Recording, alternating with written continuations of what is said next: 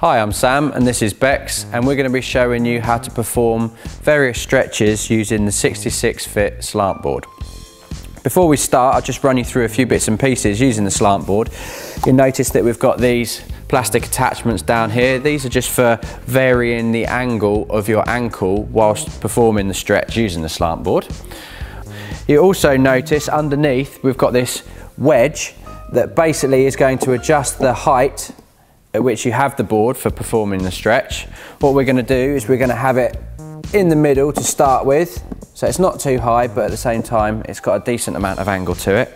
We can do 2 feet or 1 foot, but we're going to be using 2 feet to start with.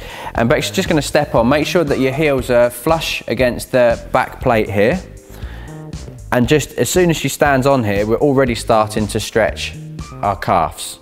Okay, so in here we can hold this. If you're very, very tight, you want to be holding for 1 minute to 2 minutes quite easily, but for most people 30 seconds to a minute is probably more than enough.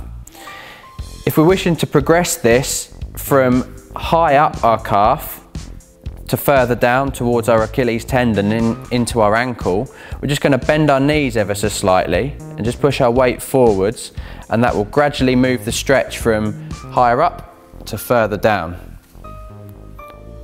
Again, like this straight leg, hold this for 30 seconds to a minute, but if you are very tight, 1 minute to 2 minutes is absolutely fine. It'll feel reasonably uncomfortable. You don't want to be holding it so as it's unbearably painful, but there wants to be a certain level of discomfort because you know then that you are stretching the muscles. Okay, so Beck's just going to take a step off for us. I'll just put these attachments on. You'll notice when using these, you've got a little arrow at the top. That's the way that they want to be facing on the slant board. So I'm just going to put these on. Bex is just going to step straight back on. And by doing this, we're just adjusting the angle of our ankles. Exactly the same thing again.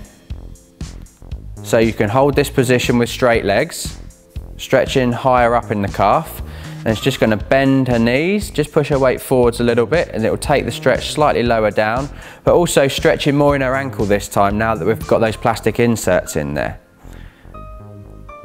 Good. Okay, so just take a step off for us.